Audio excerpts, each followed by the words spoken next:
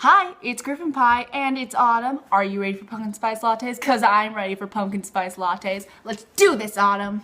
I've been doing theater since I was 10 years old, so by now I've done a lot of monologues. Some for auditions, some in the plays. I've even taken lots of acting classes, so I think I have a little bit credentials to be giving some advice. So here's some things to do if you are trying to prepare a monologue. These might not work for everyone, but I personally highly advise doing these things because they're so helpful. Ask questions. Now this is very important for a method actor. You're playing a person, not just a character, but a person. This person has lived through a childhood, has grown up, eaten foods, seen things they like and dislike. They've been through the entire human experience and have all the emotions a human can have. If you're playing a human, that is. I mean, could be playing something else, but we'll ignore that for now. What you have to keep in mind though is that there's a reason your character is saying what they are saying. So ask that, acknowledge that, and stick with it. Ask yourself, what does your character want? Ask yourself, who is your character talking to? Ask yourself, what is your character's attitude? How are they feeling at that moment? And why are they feeling that way? It might be obvious, you might have to read between the lines a bit, or just even use your prior experiences as a human, if you are a human, and try to relate / extrapolate. Try it out. Just kinda do it. Do the monologue. It doesn't have to be perfect, it's just the first read through. This is when you're out loud doing a cold reading, which is actor terms for just reading it out loud for the first time, and getting a feel for how you will present it. Research. This is important. Most of the time, if you're doing like a drama or something set in a different time period, you can't exactly relate to the character as well as you could your own life. So what you do is a hella ton of research. Say for example, I'm playing a character who has lost their sibling. Their sibling died.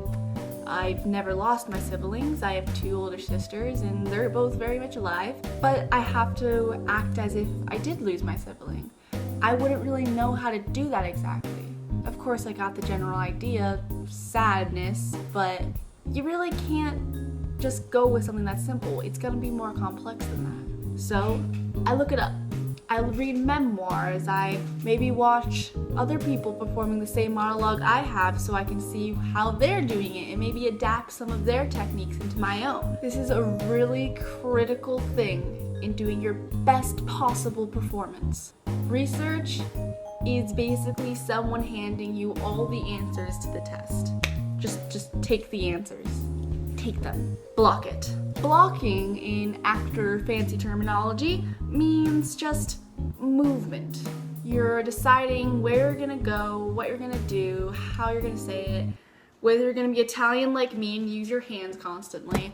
Practice, practice, practice. I'm serious here. Not only should you memorize your monologue, absolutely, even if you're not told you have to memorize it. Not only that though, you just need to try different things out. You need to get comfortable with the material. You need to try as many things as possible and take risks now so that when you perform it in front of your director or on the stage, you know exactly what you want to do, how you're gonna do it, and you're prepared to do whatever it takes to make it the best performance you can. Because that's always the goal. Just do as best as you can. So practice. Practice to yourself in your room, into a mirror, which is what I do a lot. Do it to a dog, do it to a stuffed animal, whatever kind of pet you have, goat, llama, I don't care. Talk to them if you have to.